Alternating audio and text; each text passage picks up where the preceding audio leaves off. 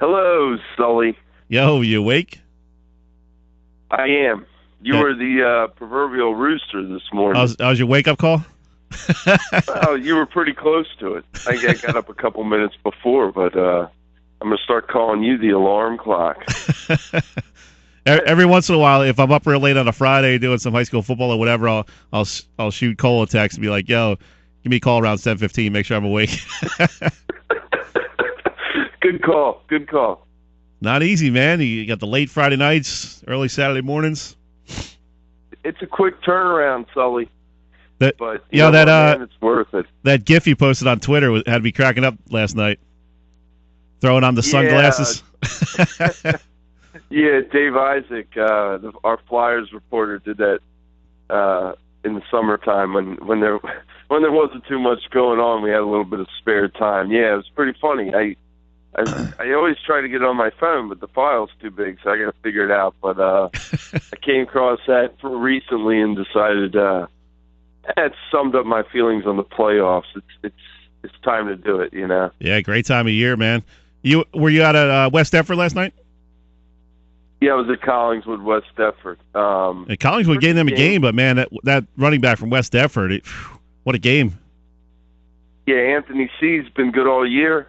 For the Eagles, he was a transfer. His family moved. He went to Kingsway the last few years.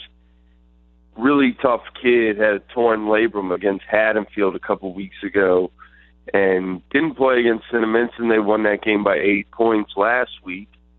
Kind of felt like he would play this week, even though some people didn't expect that. He did. Performed well. 150 yards, a touchdown.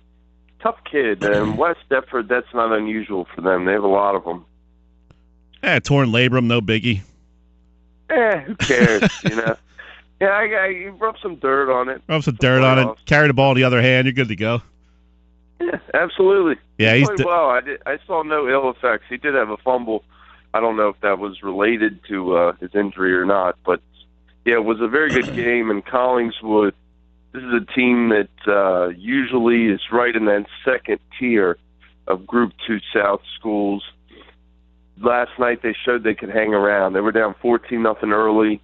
I think in the years past, Collingswood might have folded, but instead the Panthers stayed the course, and they had the ball down 7 late in the fourth quarter. So it's a good chance these two teams could meet again in a couple of weeks, and certainly would be interesting. Now, how does West Deptford look? Obviously, I saw them last year in the final against Cedar Creek, and really tough team. They run that wing tee, and they really just pound the ball at you.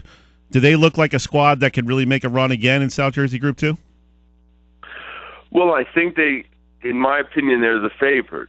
But you bring up an interesting point without even knowing it, Sully, is that with that wing tee, are they going to get stuck in a position where that's going to hurt them?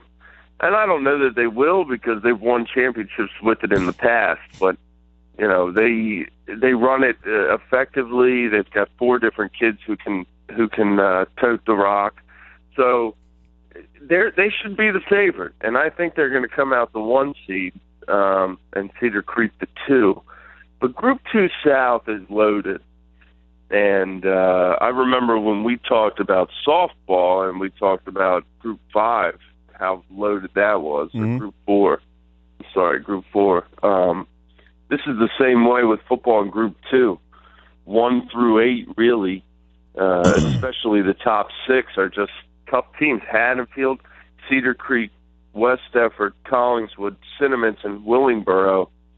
These teams, they could have fallen any which way in the top 6 in the past week or two. So, yeah, and a lot of them have played each other, so there's familiarity there. It really is one of the toughest playoff brackets to earn a spot in. When you think about 2 years ago, Cedar Creek was 6-2 at the cutoff and didn't make the playoffs. Yeah, and of course they're the reigning champs, and they have Bo Melton, Jeff Mills back. You're going to have to beat them. You're probably going to have to beat them to win it, but to be the best, you got to beat the best. And I think West Deptford feels they let one slip last year. They lost by a point.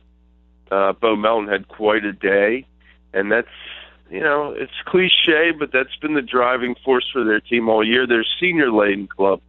So these guys, they know what to do. They've been playing for a few years now for West Deptford, and they have great leadership. They have great leadership and guys who, they still wake up every morning sick to their stomach realizing they lost by a point in the championship game.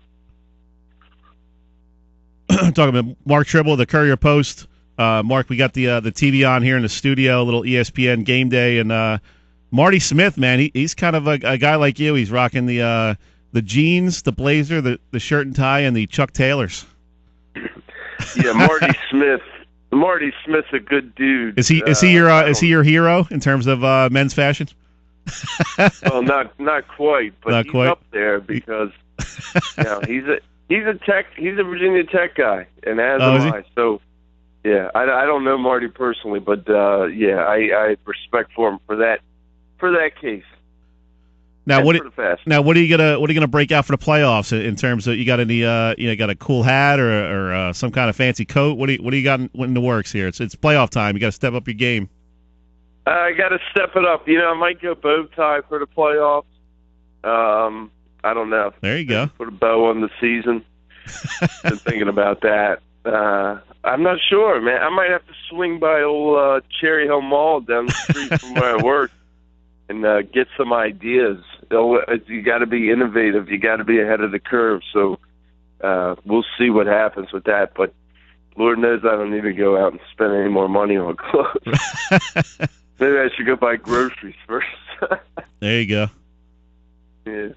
So give us some other insights. We're kind of in playoff mode now. What team you got your eye on that could maybe make a run here in one of these South Jersey groups?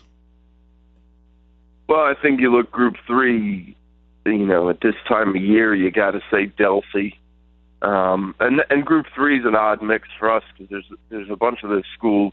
I believe one of them is your alma mater that gets kind of grouped in that we don't normally see. So that's interesting. Group 5, Toms River North should be the prohibitive favorite, and with good reason. But, Millville, Cherokee, even Vineland, these are teams that maybe they sneak up and make that run. I think in terms of Group 1, Paulsboro obviously is number 1. But, yeah, Pennsville, tough to count them out. Some other good teams, Salem, they might have the best running back in all of New Jersey, and Jonathan Taylor. So there are a couple teams that we know the talent's there. It's how does it click? And it only takes one win. We said in the video last week that we did for our website, you can kind of look down your nose at the 8 or 7 seed, and that's normal to do that. Who cares who's in that spot because they're usually supposed to lose.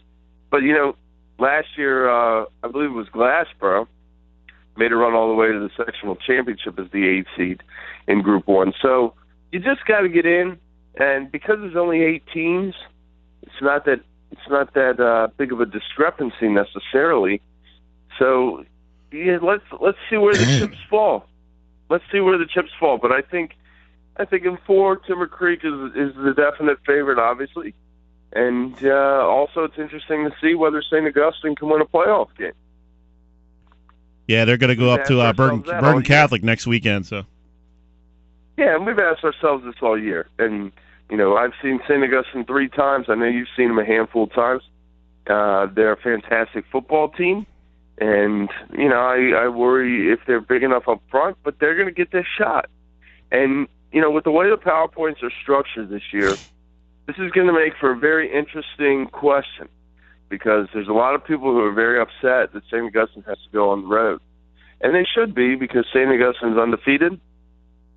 But then the other flip side of that is St. Augustine was undefeated last year, and they hosted a game and lost by 4 touchdowns. Mm-hmm. So, let's see. This is a big deal for St. Augustine. It's not just a big deal for this game. It's a big deal for how things are going to be structured. In order for things to come back to the way they should be, St. Augustine has to win or get close to winning one of these games. I mean, I don't mean to put pressure on the Hermits, even though I know Mark Reardon knows it, and I know that team is up to the task no matter what the pressure is.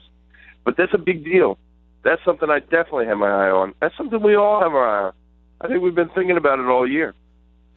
Good stuff, Mark. We're up against a break. Got to let you go, but thanks for taking a few minutes. Enjoy the rest of your weekend, buddy. Hey, absolutely, Sully. Thanks, man. All right, man. Talk to you soon. Yeah.